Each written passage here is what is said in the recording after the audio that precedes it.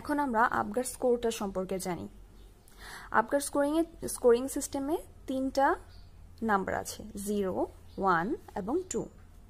এখন আমরা আগে জেনেছি যে A ফর অ্যাপিয়ারেন্স। তাহলে অ্যাপিয়ারেন্সে যদি বাচ্চাটা জন্মের পরপর সায়ানোসিস থাকে, মানে হচ্ছে ব্লু অল ওভার, পুরো বাচ্চার শরীর হাত পা পুরো নীল হয়ে থাকে, তাহলে স্কোর হবে 0।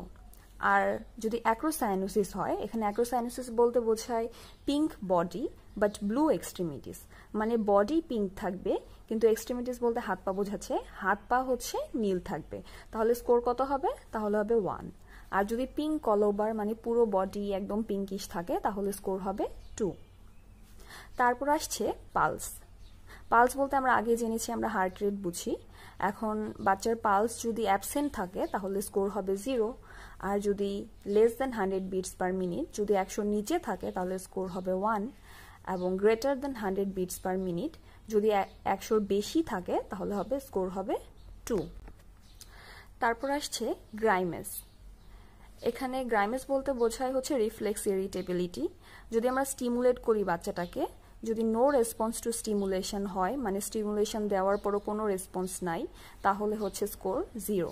আর যদি minimal response to suction or gentle slap on soles, যদি আমরা সাকশন দেই এবং হচ্ছে পায়ের পাতায় টোকা দেই আস্তে করে, তখন যদি মিনিমাল রেসপন্স থাকে তাহলে স্কোর হবে 1। এবং যদি cry and active movement to stimulation, যদি আমরা স্টিমুলেশন দেওয়ার পর কান্না করে এবং অ্যাক্টিভ মুভমেন্ট করে তাহলে স্কোর হবে 2। তারপর আসছে অ্যাক্টিভিটি। এখানে অ্যাক্টিভিটি যদি ফ্ল্যাসিড অর লিম্প হয়, মানে একেবারে নিস্তেজ হয়, তাহলে স্কোর হবে 0। আর যদি মাইনর ফ্লেকশন থাকে তাহলে স্কোর হবে 1। আর যদি অ্যাক্টিভ ফ্লেকশন অ্যান্ড এক্সটেনশন থাকে, মানে একেবারে অ্যাক্টিভলি হাত পা ছোড়াছুড়ি করছে, তাহলে স্কোর হবে 2। দেন আর ফর রেসপিরেটরি। রেসপিরেটরি এফোর্ট অথবা রেট যদি অ্যাবসেন্ট থাকে তাহলে স্কোর হবে 0। এবং স্লো অ্যান্ড উইক ক্রাই, মানে খুবই আস্তে এবং দুর্বলভাবে কান্না করছে, তাহলে হবে 1।